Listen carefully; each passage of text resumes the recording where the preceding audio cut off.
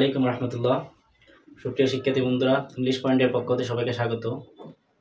আজকে আমাদের video topic হচ্ছে ইংলিশ গ্রামারের একটা খুব গুরুত্বপূর্ণ টপিক, জেন্ডার। আজকে আমরা জেন্ডার নিয়ে আলোচনা করব। আমরা জানি জেন্ডার শব্দের অর্থ কী।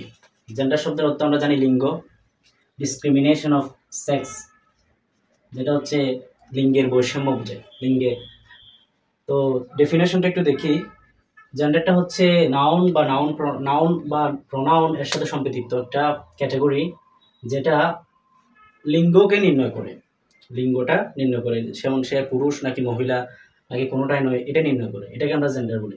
Gender refers to the noun or pronoun. Gender এমন একটি নাউন প্রোনাউনকে রেফার্স করে হুইচ সলভ দ্য সেক্স, যেটি লিঙ্গকে সমাধান করে, লিঙ্গ নির্ণয় করে। যেমন আমি একটা উদাহরণ লিখি, রহিম, করিম, দুইটা নাম। আমরা রহিম করিম বললে বুঝতে পারি এটা একটা পুরুষ জাতীয় নাম, পুরুষের নাম। আর যদি রহিমকে রহিমা লিখি আর এদিকে করিমা লিখি, তাহলে তখন বোঝা যাচ্ছে যে এটা একটা মেয়ের নাম, স্ত্রীবাচক একটা নাম। তো যে আমি জেন্ডারের ক্লাসিফিকেশন লিখেছি। জেন্ডারের 4টা প্রকার রয়েছে গ্রামারে, ইংলিশ গ্রামারে। প্রথম প্রকারটা হচ্ছে মাস্কুলিন জেন্ডার, যেটাকে আমরা পুল্লিঙ্গ হিসেবে চিনি। পুল্লিঙ্গ যেটা পুরুষ নামকে বোঝায়। যে নাউন বা মাস্কুলিন জেন্ডারের সংজ্ঞা হচ্ছে যে নাউন বা প্রোনাউন পুরুষ জাতীয় শব্দ বোঝাবে বা পুরুষ জাতিকে গুণসম্পন্ন করবে, তাকে আমরা মাস্কুলিন জেন্ডার বলি। যেমন আমি লিখছি রহিম, রহিমা, রহিম, করিম, দুইটা নাম, এই দুইটা পুরুষবাচক নাম, এই দুইটাকে আমরা মাস্কুলিন জেন্ডার বলে চিনি, পুল্লিঙ্গ। আর 2 নম্বর প্রকারটা হচ্ছে ফেমিনিন জেন্ডার, যেটাকে আমরা স্ত্রীবাচক শব্দ হিসেবে চিনি, স্ত্রীলিঙ্গ হিসেবে চিনি। যেমন আমি দুইটা নাম লিখছি, একটা হচ্ছে রহিমা, একটা হচ্ছে করিম। যে নামগুলা, যে নাউন, এটা সংজ্ঞা হচ্ছে গ্রামারের ভাষায়, আমরা নিজেদের ভাষায় মনে রাখার চেষ্টা করব গ্রামারের ভাষার চেয়ে। যে জেন্ডার স্ত্রীবাচক শব্দ বোঝাবে, স্ত্রীবাচক শব্দ বোঝাবে, যে নাউন বা প্রোনাউন স্ত্রীবাচক শব্দকে নির্দেশ করে, তাকে বলবো আমরা ফেমিনিন জেন্ডার। দুইটা প্রকার গেল। 3 নম্বর প্রকার আসি এবার আমরা। 3 নম্বর প্রকার হচ্ছে কমন জেন্ডার। কমন জেন্ডার কাকে বলে? যে নাউন বা প্রোনাউন দ্বারা স্ত্রী বা পুরুষ কাউকে বোঝায় না বা কাউকে নির্দেশ করে না, তাকে আমরা কমন জেন্ডার হিসেবে চিনি। যেমন আমি একটা উদাহরণ লিখি, চাইল্ড, শিশু। শিশু দ্বারা আমরা এটা শিশুটা কি মেয়ে শিশু না ছেলে শিশু, পুরুষ শিশু না স্ত্রী শিশু বোঝা যায় না। যেমন টিচার, টিচারটা কি পুরুষ আদৌ না মহিলা, এটা বোঝা যায় না, এটা হচ্ছে কমন জেন্ডার। যেমন আর হচ্ছে স্টুডেন্ট, স্টুডেন্ট কি মহিলা, স্টুডেন্ট ছাত্রছাত্রী, যেমন এটা কি ছাত্র না ছাত্রী, এটা বোঝা যায় না, এটা হচ্ছে কমন জেন্ডার। যে জেন্ডার দ্বারা যে নাউন প্রোনাউন স্ত্রীবাচক বা পুরুষবাচক কোনোটাই নির্দেশ করে না, তাকে আমরা জানি কমন জেন্ডার। আর একটা লাস্ট প্রকার আছে, সেটা হচ্ছে নিউট্রাল জেন্ডার, যেটাকে, এটা হচ্ছে কমন জেন্ডার, এটা হচ্ছে নিউট্রাল জেন্ডার। এটাকে উভয় লিঙ্গ বলে বাংলায়, এখানে উভয় লিঙ্গ যেহেতু নির্দেশ করে। আর নিউট্রাল জেন্ডার দ্বারা আমরা বুঝি ক্লিবলিঙ্গ, ক্লিবলিঙ্গ যেটা দ্বারা প্রাণহীন বিষয়কে বোঝায়। যেমন ফ্যান, বুক ইত্যাদি এগুলাকে বোঝায়। যেমন নিউট্রাল জেন্ডার দ্বারা বোঝায় প্রাণহীন বস্তু, জড় জাতীয় বস্তুকে বোঝায়। যে নাউন বা প্রোনাউন দ্বারা জড় জাতীয় বস্তুকে বোঝায়, তাদেরকে আমরা নিউট্রাল জেন্ডার বলে থাকি। একটা কথা এখানে মাথায় রাখা দরকার, নিউট্রাল জেন্ডারগুলা নাউনের একটা প্রকার আছে ম্যাটেরিয়াল নাউনের সাথে সম্পৃক্ত। নিউট্রাল জেন্ডারের যে শব্দগুলো আসে, এগুলা ম্যাটেরিয়াল নাউনের সাথে সম্পৃক্ত, এটা মাথায় রাখা দরকার। কারণ নিউট্রাল জেন্ডার অনেক অ্যাডমিশন টেস্টে আসে, বিভিন্ন ধরনের গ্রামারের টেস্টে আসে, একটা ওয়ার্ড দে বলে যে এটা কোন জেন্ডার, তখন আমরা হতভম্ব হয়ে যাই। যে ম্যাটেরিয়াল নাউনগুলো, যেমন ওয়াটার আসতে পারে, এখানে ওয়াটার আসলো বা মিল্ক আসলো, দুধ বা পানি আসলো, যে পানিটা জিজ্ঞেস করতেছে যে ওয়াটারটা কি, ওয়াটারটা কোন জেন্ডার। আমরা জানি ওয়াটারের কোনো প্রাণ নাই, তবে তরল জাতীয় পদার্থ। মিল্কেরও কোনো প্রাণ নেই, তরল জাতীয় পদার্থ।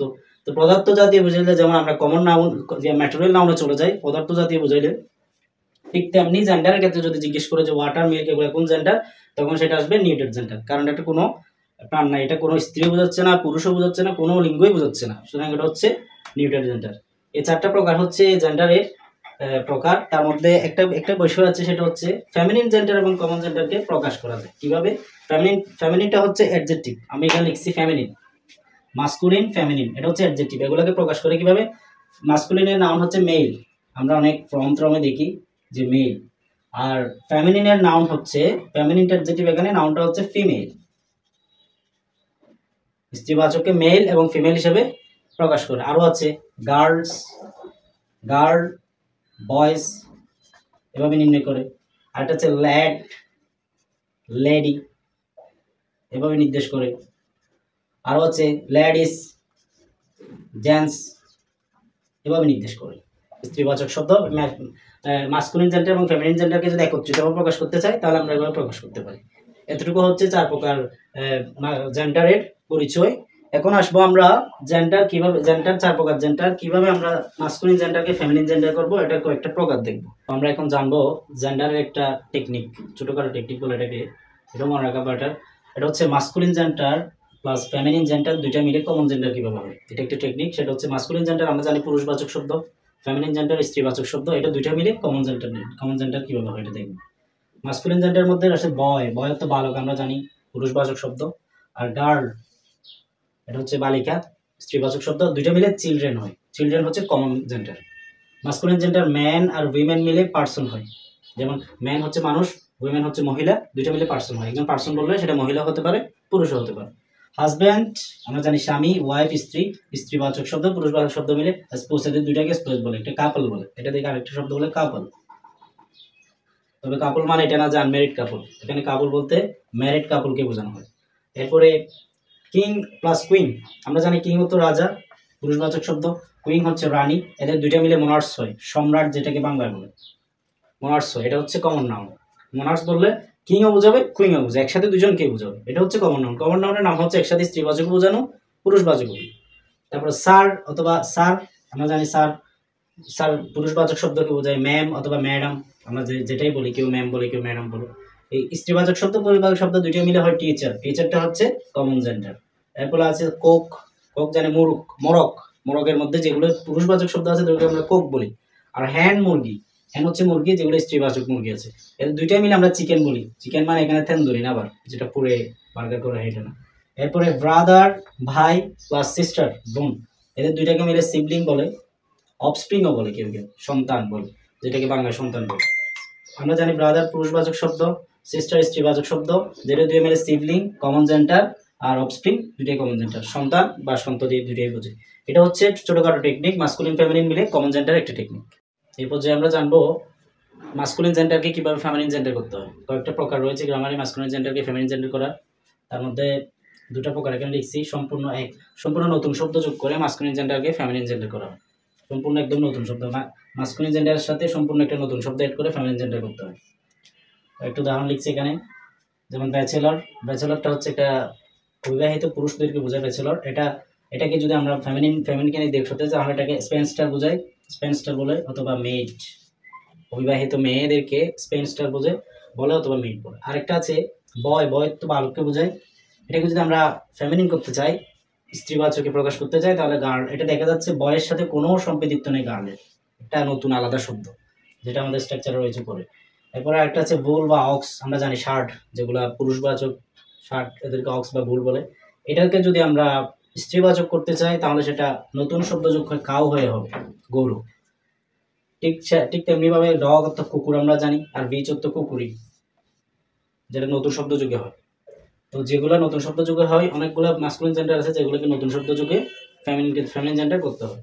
আরেকটা প্রকার আছে শেষে এস বা S ES E double S যোগ করে মাস্কুলিন থেকে ফেমিনিন করতে হয়। যেমন অ্যাক্টর, অ্যাক্টরকে যদি, অ্যাক্টর হচ্ছে পুরুষবাচক, যারা অভিনয় করেন এদেরকে অ্যাক্টর বলে, এটা পুরুষবাচক শব্দ।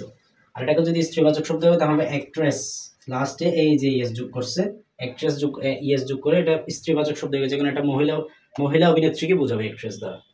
আর এথর অর্থ আমরা জানি লেখক বা যিনি লেখে তাদেরকে আমরা এথর বলে থাকি, বা নির্বাহী কমিটিতে যারা থাকি তাদেরকে আমরা এথর বলে থাকি।